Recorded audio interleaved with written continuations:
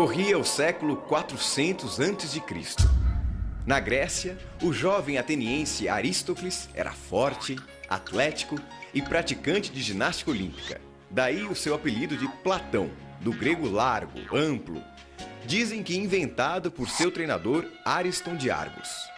Filho de tradicional família de políticos, descendente do poeta e legislador Solon e de Cadmus, o último rei de Atenas, Aristócles, o Platão, viveu a fase áurea da democracia ateniense. Recebeu esmerada educação com vistas à prática política.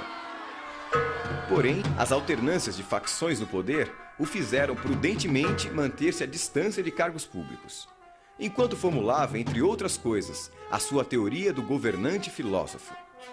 Teoria que por 3 vezes ao longo da sua vida ele tentou, sem sucesso, persuadir os soberanos de Siracusa a colocar em prática, até ser preso e vendido como escravo em Engina, resgatado na última hora por amigos.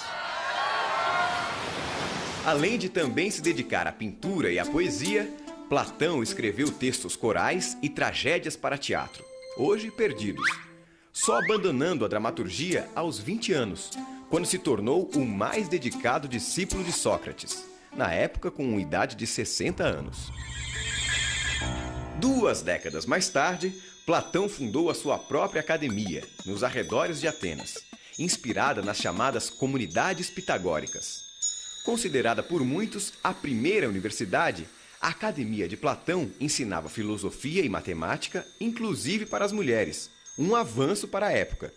E abrigou como professor durante 20 anos o filósofo Aristóteles. Do talento literário para as artes cênicas, provavelmente originou-se o seu gosto pelo diálogo, formato que definiu o seu legado de mais de 35 escritos filosóficos. Na maioria deles, seu mestre Sócrates aparece como protagonista, debatendo diferentes temas com diferentes interlocutores, cujos nomes dão título aos diálogos. No diálogo Teeteto, por exemplo, o interlocutor de Sócrates é um jovem matemático de nome Teeteto, com quem o mestre discute a definição de ciência, a distinção entre opinião e conhecimento e o papel da percepção sensível na aquisição do saber. Os diálogos de Platão são divididos em 3 fases. A primeira representa a filosofia de Sócrates, mais dedicados à virtude e à ciência. Na segunda e terceira fase, ainda que Sócrates continue como protagonista, acredita-se que ali estão as próprias ideias de Platão. E finalmente, nos chamados Diálogos da Velhice de Platão, entre 361 e 347 a.C., percebe-se outra influência, a de Aristóteles.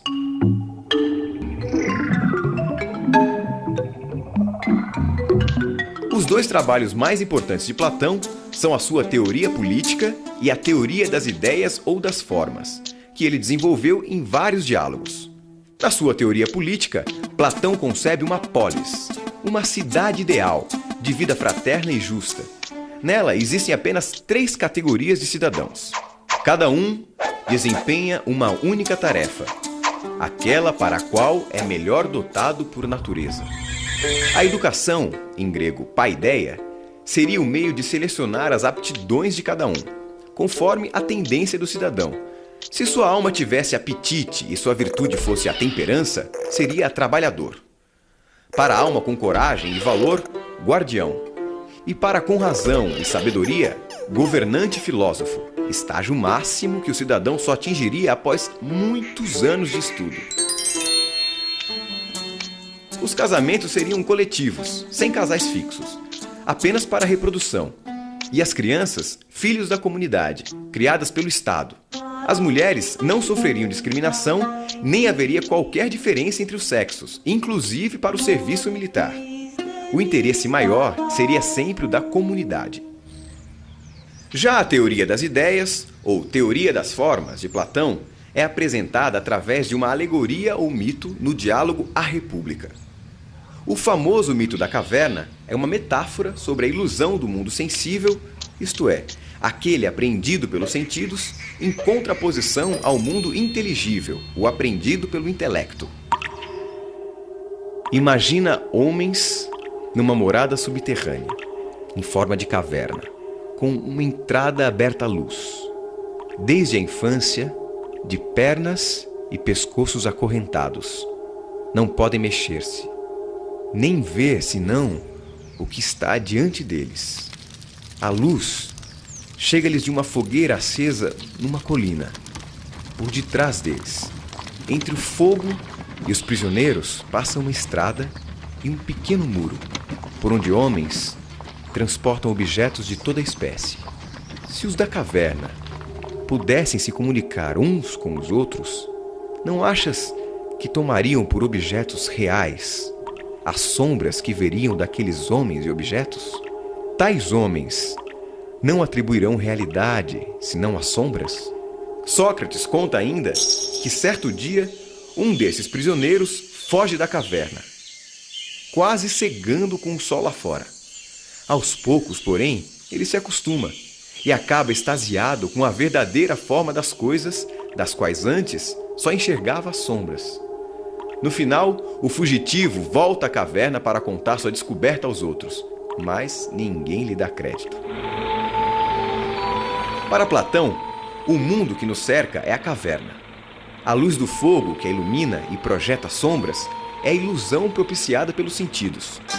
O prisioneiro fugitivo é o filósofo. E a subida à região superior é a ascensão da alma ao mundo inteligível, ao sol do conhecimento.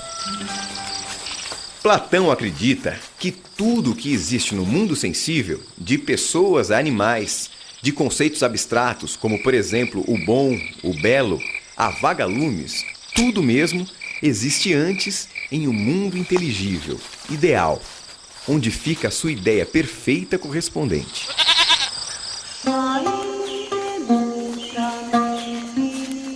Para ele, o mundo dos sentidos é uma imitação imperfeita, ou simulacro, mutável e efêmero do mundo das ideias. O mundo das ideias. Lá, onde a alma já andou antes de fazer parte do corpo. Esse sim é perfeito, imutável, eterno e universal. Assim, a ideia de cavalo, por exemplo, é perfeita e nunca muda. Seja um baio, um crioulo, um puro sangue, um percheron, um andaluz, um manga larga ou um pangaré. Platão morreu aos 81 anos na academia. E em sua lápide ficou registrado: aqui jaz o divino Aristóteles, que em prudência e justiça soube exceder a todos os mortais. Se a sabedoria eleva alguém às alturas, este as conseguiu. Quizá